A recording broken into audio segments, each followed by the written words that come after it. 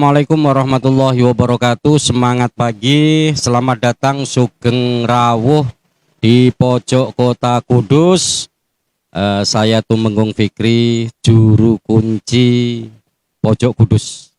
Seperti yang kita lihat bersama bahwa pemerintah daerah Kabupaten Kudus saat ini tengah merealisasikan program pedestrian, pejalan kaki yang ramah disabilitas.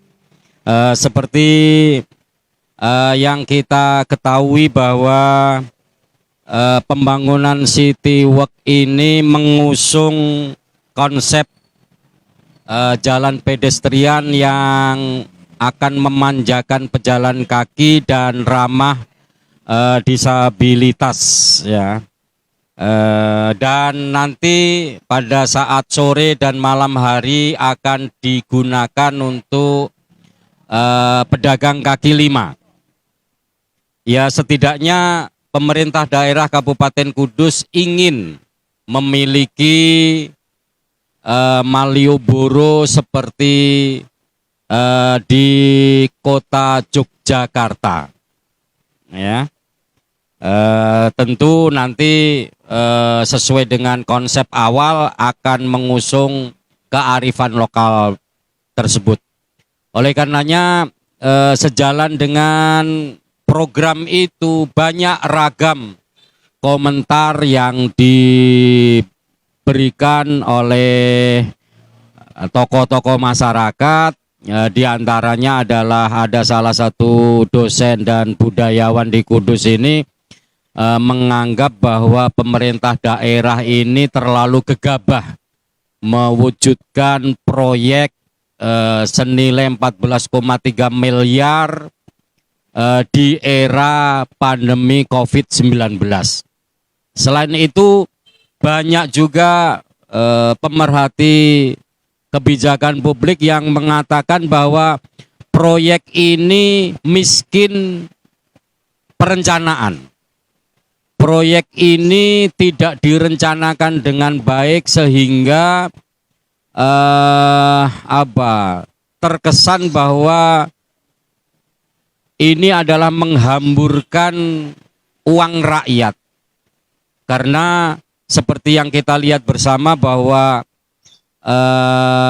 trotoar ini belum juga 3 tahun dibangun sudah dibongkar-bongkar. Kemudian penghijauan di wilayah Jalan Sunan Kudus ini juga sudah dihabisin. Hot mix yang belum 1 tahun usianya sudah digaruk-garuk, kan begitu. Oleh karenanya sudah hadir bersama saya Pak Dr. Saihan Muhid. Beliau adalah akademisi dan juga pengamat kebijakan publik di Kabupaten Kudus. Pak Saihan, tentu Bapak sudah banyak memotret, ya, proyek City Walk ini. Barangkali sudah banyak catatan-catatan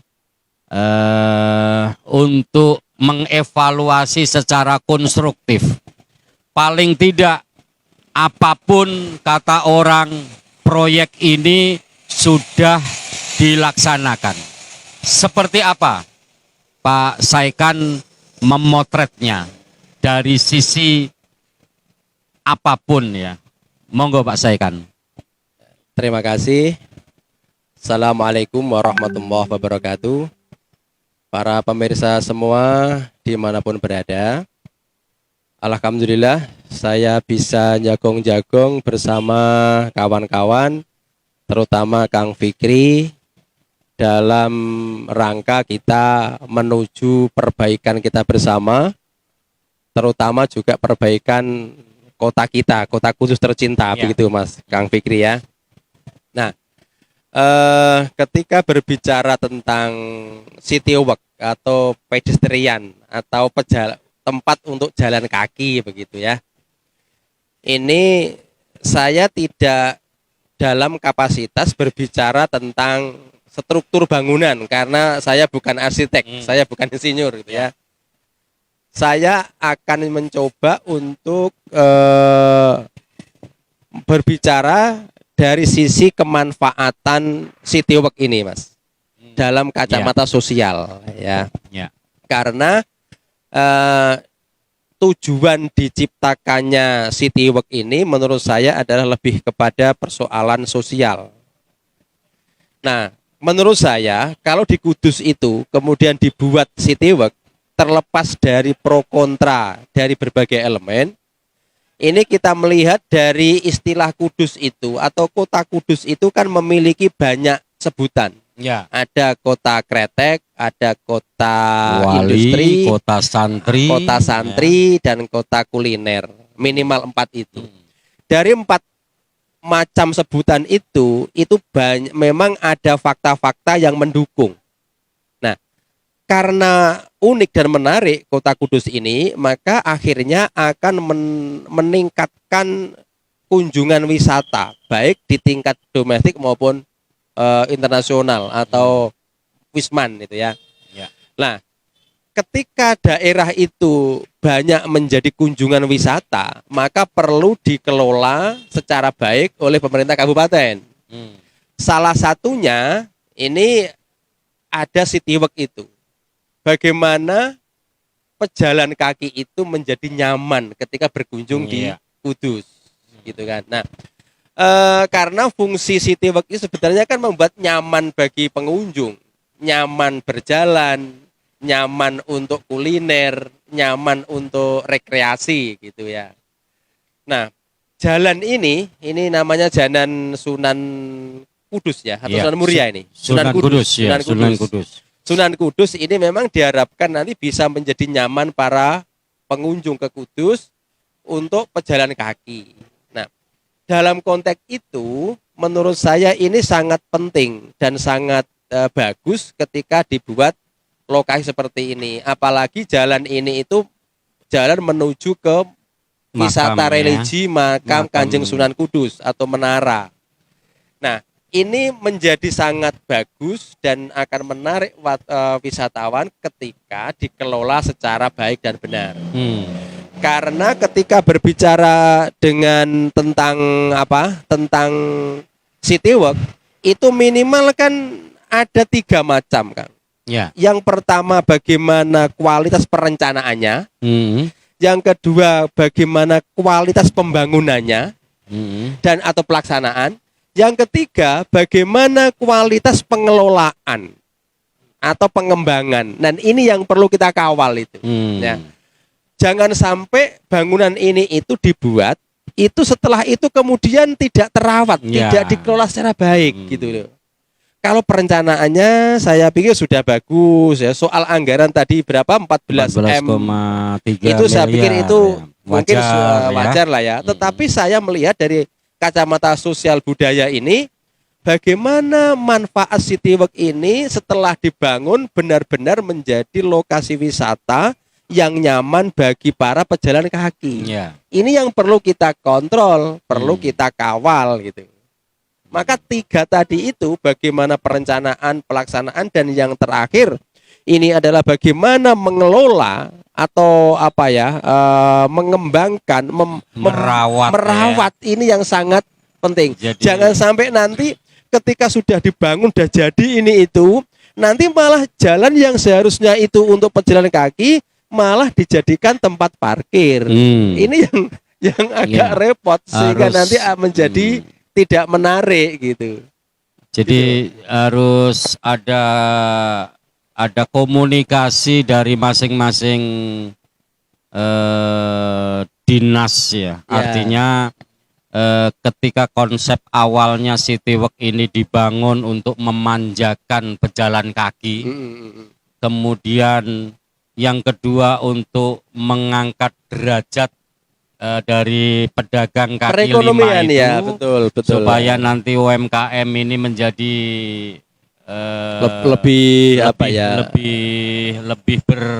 berdaya guna dan berhasil guna. Di samping itu yang tidak kalah pentingnya Citywalk ini dibangun kan untuk menambah estetika jantung kota Kudus, betul, kan begitu. Betul. Oleh karenanya jangan sampai pesan Pak Saihan tadi ketika sudah selesai dibangun kemudian tidak ada yang bertanggung jawab sehingga perawatannya ini menjadi semerawut. Karena Ini kan sudah ada sangat contohnya, penting. Kang. Ya, Contohnya itu tempat parkir Pasar Kliwon. ya betul. Itu saya Iya. agak prihatin betul Iya, itu. Sudah 23 miliar tapi mangkrak. Ya, kan itu begitu. hanya dibangun, setelah dibangun itu pengelolaannya itu tidak seindah yang kita harapkan sehingga tidak bisa menambah kenyamanan para pengunjung ketika parkir. Iya. Jadi paling tidak memang untuk menata segala sesuatu itu harus ada keberanian dari pemerintah kabupaten kan begitu. Sehingga paling tidak Pak Saikan kehadiran City Walk ini diharapkan kan seperti itu ya. Artinya menambah estetika kabupaten, kemudian menambah destinasi wisata baru, betul, kan betul. begitu. Oleh karenanya harapannya nanti jalur lalu lintasnya tidak terganggu, tidak bikin lebih semrawut. Betul. Dan yang terpenting adalah sayap kanan kiri dari lokasi City Walk ini betul-betul harus dipersiapkan. Betul. Artinya jangan sampai kemudian karena ada jalur City Walk kemudian sayap kanan kiri banyak muncul pedagang kaki lima yang dalam tanda kutip ini tidak dikelola dengan baik oleh dinas sehingga akhirnya layar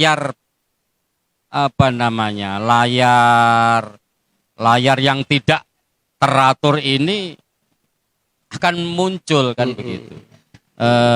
Seperti apa harusnya Pak Saikan? Artinya dari sisi tadi ya kemungkinan akan menambah kemacetan baru. Ya. Seperti apa? Ya. Setiap inovasi baru, Kang, itu harus diikuti dengan pola kehidupan baru, pola sikap yang baru, itu harus. Maka ketika nanti ada City Walk di sini yang sudah dibangun dengan cara yang sangat bagus, maka perlu masyarakat kemudian para pejabat di Kudus itu harus memiliki cara pikir baru, pola gaya hidup yang baru. Artinya begini, contohnya masyarakat. Ketika nanti sudah ada City Walk ini, cara parkir itu harus benar-benar baik dirubah. Tetapi masyarakat itu akan bisa merubah pola parkir manakala juga ada kebijakan yang jelas. Anda boleh parkir di sini, tidak boleh parkir di sini. Ya, kalau parkir di sini nanti harus ada sanksinya. Ini harus tegas. Ya. Maka penegakan hukum dalam urusan parkir harus jelas, harus tegas gitu. Ini harus dilakukan, gitu ya. Kemudian yang kedua, etika para pedagang, kawan-kawan PKL itu kan nanti pasti ada aturannya cara berjualan itu. Ya. Batasnya di mana, harus seperti apa itu. Jangan sampai nanti ketika kita PKL itu berdagang itu justru sakarpe dewe. Ya mungkin malah jadi kotor, tidak rapi, aturannya nggak rapi, sehingga akan mengganggu para pejalan kaki yang mau wisata di Kudus. Nah, maka perubahan gaya hidup, cara pikir atau mindset itu harus dilakukan, diperbarui oleh masyarakat ketika kita punya wisata ini. Karena City Walk itu kan tujuannya kan banyak, Pak. Ya. Yang paling utama itu untuk kenyamanan para pengunjung. Orang yang jalan kaki bisa selfie, bisa makan dengan nyaman, parkir dengan nyaman gitu ya. Tidak mengganggu orang lain gitu ya. Maka perlu ada perubahan cara pikir, perubahan cara sikap mensikapi realitas yang baru ini, terutama mensikapi bangunan baru yang namanya City Walk ini gitu kan. Tetapi lagi-lagi dari aparat pemerintah Kabupaten Kudus juga harus tegas. Satpol PP-nya harus tegas, aturannya juga harus tegas supaya ini betul-betul nanti berfungsi sebagai objek wisata dan kenyamanan bagi para pejalan kaki. Gitu. Ya. Jadi setidaknya soal parkir tadi ya yang mungkin seperti yang sering terjadi bahwa tukang parkir saudara-saudara kita yang memiliki tugas perparkiran ini belum diberikan edukasi bagaimana mengatur parkir yang baik. Kadang-kadang yang penting kosong Ditempati. ditempati. Padahal itu larangan. Padahal itu larangan kan, Iya kan begitu. gitu ya. Makanya sangat penting untuk UPT perparkiran di Kabupaten Kudus ini memberikan edukasi kepada saudara-saudara kita yang kebetulan berprofesi menjadi tukang parkir kan begitu. Ya. Dan yang terpenting gini ya, Kang, yeah.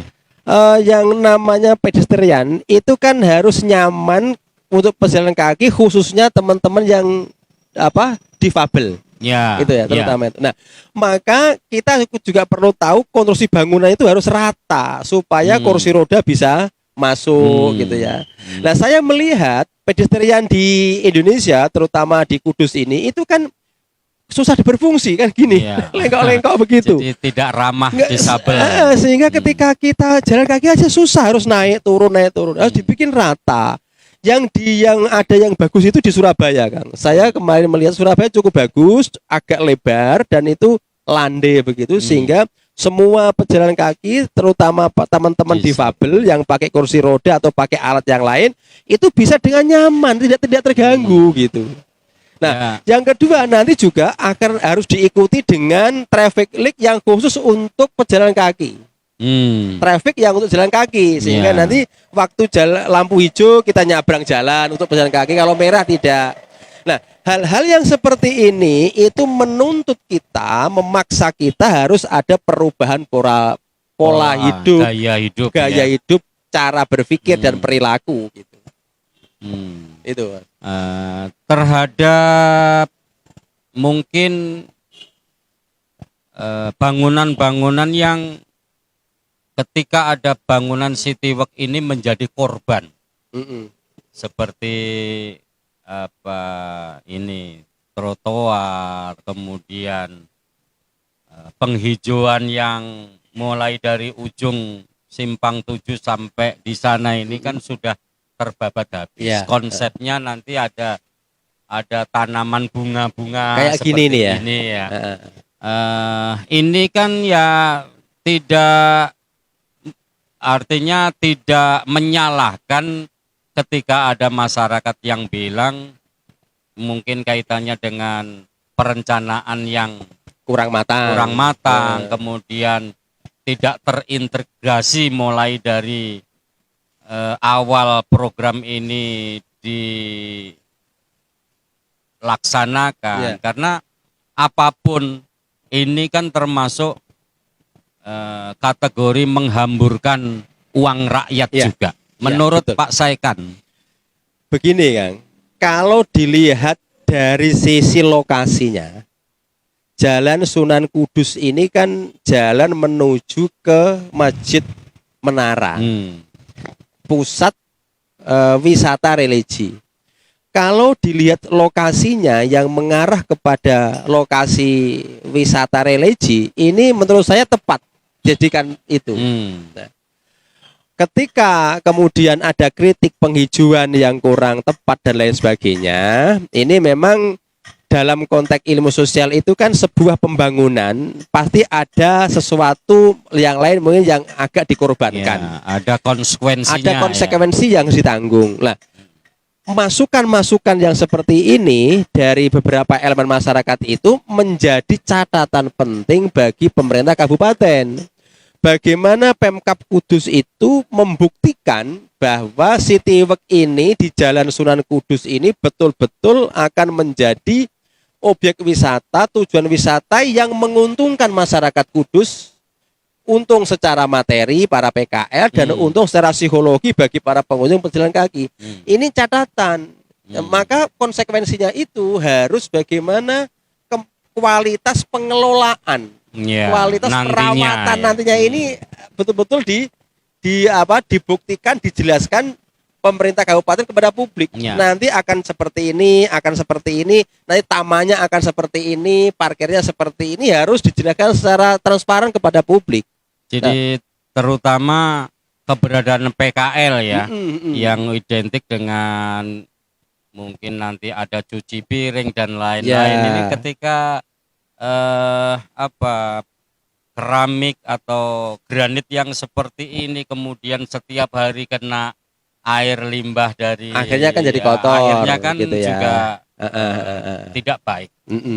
Makanya harus ada pengawasan dari Betul. dinas supaya nanti PKL tetap jalan dan mungkin nanti kebersihan ini akan terjaga kan, begitu Pak Saikan. Maka nanti kan ada regulasi Kang, mestinya regulasi yang ngurusi PKL itu, PKL yang di Citywalk dengan yang di luar Citywalk itu mungkin nanti Harus berbeda ya. Etikanya, aturannya, regulasinya itu harus berbeda supaya tertata rapi. Ya, jadi, kalau melihat ini yang awal-awal ini kan nanti ada lampu-lampu, ada taman. Kayaknya ini kok menarik gitu kan. Ya. Hanya nanti tinggal bagaimana setelah dibangun ini nanti betul-betul bisa nggak memang dirawat, dikelola secara maksimal itu selamanya kayak di Malioboro itu kan jadi menarik gitu. Paling tidak kan lapak-lapaknya juga harus seragam, layarnya juga harus seragam, betul. supaya nanti tetap kelihatan estetikanya kan begitu. Okay. Terhadap ini Pak Saikan, ini kebetulan sebelumnya kan sebelum dibangun Citywalk ini kan sudah ada toko-toko ya. Kira-kira seperti apa nanti ketika di depan toko ini ada lapak-lapak, kemudian mungkin tokonya juga akan tertutup dengan lapak tersebut. Seperti apa Pak Saikan melihatnya secara dalam konteks sosial ini? Ya, kita ini kan harus bisa semua teman-teman yang bekerja atau mencari ekonomi harus berkembang semuanya, ya. Baik yang toko sudah ada maupun yang nanti itu. Mungkin kalau kita melihat di daerah lain itu, Citywalk itu kan biasanya itu nanti untuk kuliner kan tidak 24 jam Kang. Ya, biasanya sore sampai malam. Malam itu ya, mungkin mulai jam 5 atau jam berapalah malam pokoknya. Nah, ketika malam hari itu nanti kan toko-toko yang sudah ada ini kan tutup itu ya. Sehingga ya di sini harus ada saling menghargai, saling menghormati antara satu dan yang lain supaya bisa berkembang semua. Lagi-lagi regulasinya dari Pemkab harus cetok, harus jelas gitu loh. Harus bersih harus cetok. Jadi stigma negatif terhadap keberadaan PKL ini harus tereliminasi dengan adanya Citywalk ini kan begitu. Artinya penghargaan untuk pelaku UMKM dalam hal ini teman-teman PKL ini juga harus menyesuaikan diri kan begitu. Sehingga nanti akan tetap menambah fungsi daripada Citywalk ini. Pak Saikan, di setiap 10 hari jelang Ramadan ini biasanya di Jalan Sunan Kudus ini kan sudah ada rutinitas untuk menyambut bulan Ramadan ini ada tradisi dandangan. Ketika kemudian di sepanjang Sunan Kudus ini sudah ada Citywalk dan identik dengan lapak-lapak yang sudah disajikan secara permanen. Seperti apa Pak Saikan melihatnya? Ya harus ada pilihan kan. Harus ada pilihan dan keberanian serta ketegasan dari pemerintah kabupaten. Konsekuensinya ketika ada Citywalk itu otomatis lapak-lapak dandangan itu harus digeser menurut saya. Kalau kemudian dibiarkan dengan alasan menghormati Ramadan dan kemudian menghormati para PKL, ya nanti rusak nilai estetika dari Citywalk itu sendiri akan ya. hilang. Maka yang di sepanjang jalan ini itu ketika ada Citywalk konsekuensinya memang pedagang lapak ketika dandangan harus digeser ke tempat lain. Sehingga walaupun dandangan itu hanya untuk pejalan kaki sehingga tetap masih nyaman dan ramah, menjadi nyaman itu ya. Nah, tinggal ini ada nggak keberanian dari pemerintah kabupaten itu untuk mengambil tindakan tegas bahwa PKL Dandangan nanti digeser ke tempat lain, tidak di sini.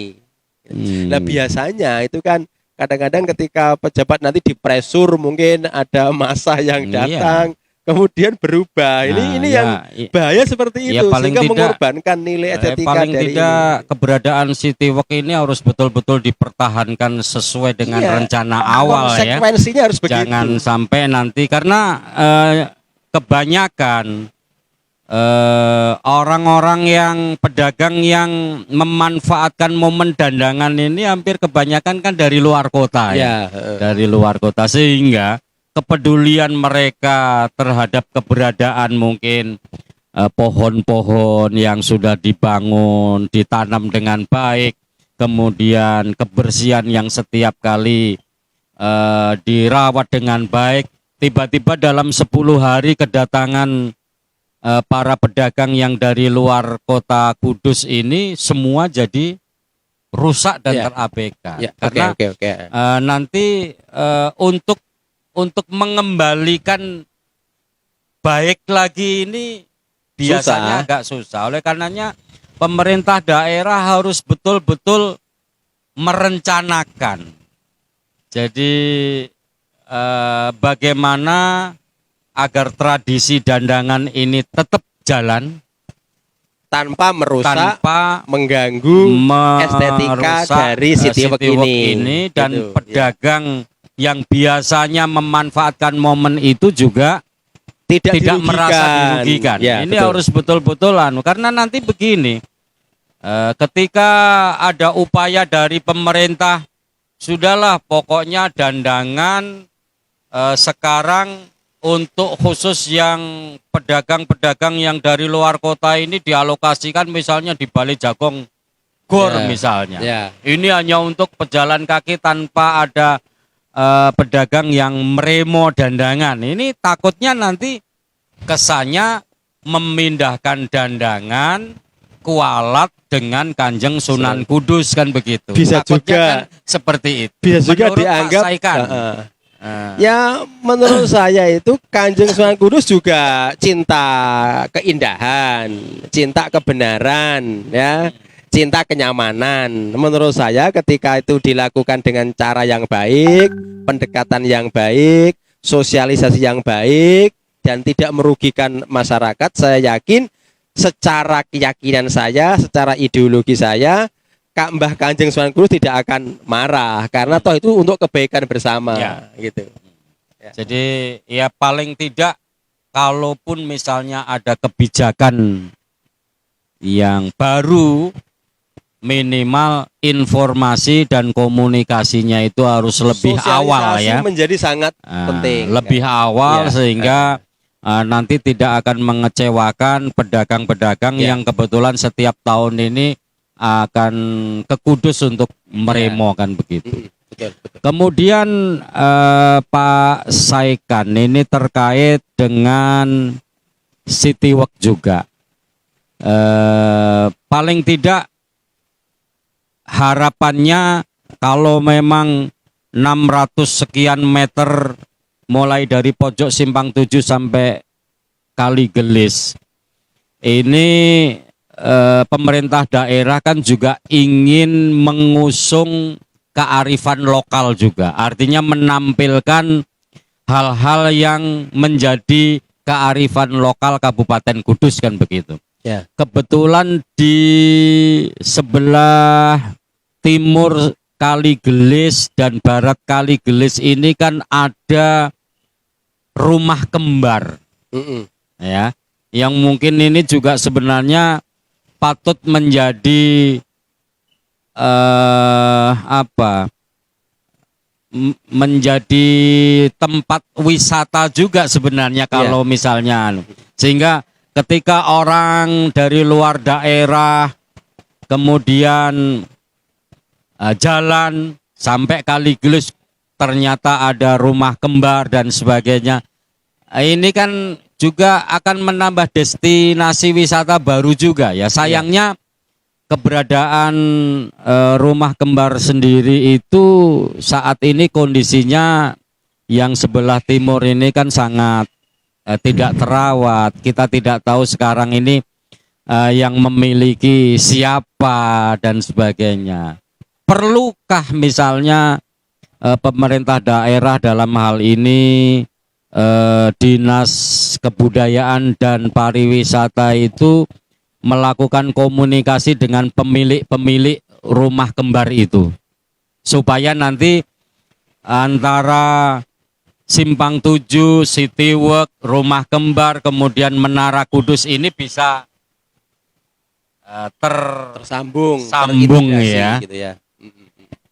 Menurut Pak Saikan, apa yang harus dilakukan oleh pemerintah? Satu konsekuensi logisnya kan, dan itu keharusan menurut saya dan mutlak, itu memang ketika ada City Walk ini memang harus ditata keindahan dari aspek wisatanya. Harus ditunjukkan ini loh unggulan dari Kudus. Ini loh keindahan Kudus harus ada. Termasuk rumah kembar dan lain sebagainya gitu ya. Memang artinya implikasi berikutnya ketika ini dibangun akan ada yang lain. Ada anggaran lain untuk ini, untuk kelanjutan ya. Kelanjutan. Tetapi pesan saya untuk mengakhiri dialog ini itu, saya ingin bagaimana Pemda itu harus ada transparansi. Yang kedua ada sosialisasi yang jelas kebijakan itu. Dan yang ketiga bagaimana perawatan dan pengembangan City Walk ini harus betul-betul jelas dan dijamin bagus untuk tujuan wisata. Jangan sampai nanti setelah dibangun kemudian mangkrak atau ya kembali lagi seperti itu sehingga City Walk-nya tidak berfungsi sebagaimana mestinya. Mungkin itu Kang yang saya sampaikan ya. Jadi barangkali ada beberapa catatan yang bisa kita simpulkan bahwa pembangunan City Walk ini merupakan bukti inovasi baru dari pemerintah yang sekarang, bahwa pemerintahan yang sekarang ini memiliki bangunan yang monumental. Artinya ini bisa dinikmati oleh generasi-generasi yang saat ini dan yang akan datang kan begitu. Ya. Paling tidak ada beberapa catatan dan permintaan dari Pak Saikan sebagai akademisi dan pengamat kebijakan publik ini. Pembangunan harus sesuai dengan rencana awal. Ya. Kemudian fungsi juga sesuai dengan program awal. Ya. Dan yang tidak kalah pentingnya adalah ketika semua sudah berjalan,